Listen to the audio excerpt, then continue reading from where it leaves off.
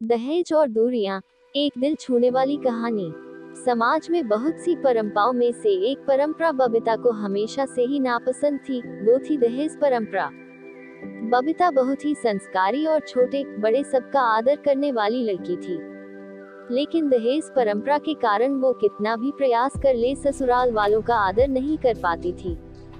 बबीता एक सीधी सादी लड़की थी, थोड़ी सी डरपोक, घबराए स्वभाव की थी।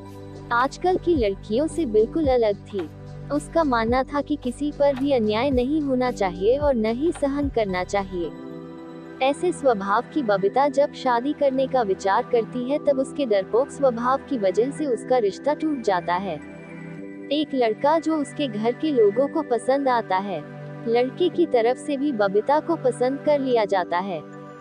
लड़के की तनख्वाह बहुत कम होती है, लेकिन लड़के के घर के लोगों की अच्छी परिस्थिति होती है। पर वो लड़के के माता पिता बबीता के पिता से कहते हैं कि हमें घर लेने के लिए आधे पैसे आपको देने होंगे और आधे हम देंगे। शादी के दोनों तरफ का खर्चा भी आपको करना होगा। ऐसी शर्त रखकर शादी पक्की करते हैं। बबीता के सुख के लिए उसके पिता कर्ज लेने के लिए बहुत प्रयास करते हैं, लेकिन बबीता की होने वाली सास का बबीता को बार बार फोन आता है कि सिर्फ शादी तय कर ली, बाकी की जो बातें पक्की की थी उसका क्या। उनको दहेज हाथ में चाहिए था और उसके माता पिता को आश्चर्य होता है कि ये सब पैसों के लिए इतने पीछे क्यों लगे हैं। तभी उसके पिताजी को शक हुआ और पूछताछ करने पर उनको समझ में आता है कि लड़के के माता पिता की घर की हालत कुछ ठीक नहीं है। हमने जैसे सोचा था वैसा तो कुछ भी नहीं है। लड़के वालों ने जो बायोडेटा बनवाया था वो झूठा था। लड़के की तो तनख्वाह ही नहीं है। लड़के के पिता जैसे तैसे काम करके घर का खर्चा चलाते थे। ये सब मालूम होने पर क्या करूं ये उनको समझ में नहीं आ रहा था कि उनकी शादी तोड़ नहीं सकते। सगाई हो चुकी थी और अब शादी तोड़ी तो समाज में बदनामी होगी और फिर से लड़की की शादी नहीं होगी।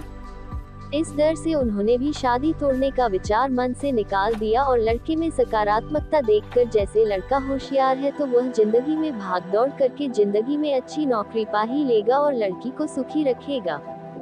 जो हमने आधे पैसे फ्लैट के लिए दिए हैं वह लड़की को ही मिलेगा। ये सब बातों का विचार किया और जैसे तय किया था वैसे ही शादी हो गई। बबीता के पिता ने दोनों तरफ का शादी का खर्च भी उठाया और लड़के के पिता को दहेज की रकम भी दी। शादी होने के बाद लड़का होशियार होने के कारण उसे अच्छी नौकरी मिल गई। जब फ्लैट लेने की बात आई तो बबीता के ससुराल वालों ने उन्हें पूरी रकम 20 लाख देने के बजाय 5 लाख ही दिए। खुद के पास से तो दूर, उसके पिता ने दिए हुए पूरे पैसे भी उन्हें नहीं दिए और घर आने तक बबीता के ससुर जी ने दिए हुए पैसों का ब्याज भी खुद के पास रखा। ये सब बातें तो बबीता को खटक रही थी। उसने ये सब बातों का प्रश्न पूछने का बहुत प्रयास किया, लेकिन उसे उत्तर नहीं मिला। बबीता डरपोक जरूर थी, लेकिन अन्याय सहने वाली नहीं थी। उसने हर समय सवाल और जवाब का हिसाब मिलने की अपेक्षा ना होने के कारण उसे ससुराल वालों के लिए जरा सा भी आदर उसके मन में नहीं था। जैसे जैसे समय बीतता गया वैसे वैसे उसने अपने ससुराल वालों से संबंध तोड़ दिए। वह घर आते तब वो उनसे अच्छे से बर्ताव करती थी, लेकिन कभी भी मन से उनका कुछ भी काम नहीं करती थी। और वह जब गांव में रहते थे तब कुछ भी होता था तो वह पूछना तक जरूरी नहीं समझती थी। पर उसके ससुराल वालों को इससे कोई फर्क नहीं पड़ता था। जैसे जैसे समय बीतता गया वैसे उनमें बातचीत और अपनापन रहा ही नहीं। रिश्तों में दूरियां आने लगी। सच में दहेज के कारण रिश्ते टूटते हैं तो दहेज लेना कहाँ तक सही है। हालात तुम्हारे खराब है इसलिए लड़की वालों से पैसे लेना कहाँ तक अच्छी बात है। लड़की के माँ बाप ही उसे पढ़ाते हैं, बड़ा करते हैं और लड़की दूसरों के घर जाकर उनके घर के लिए जिंदगी भर मेहनत करती है। उसके माता पिता की उससे कोई भी अपेक्षा नहीं होती।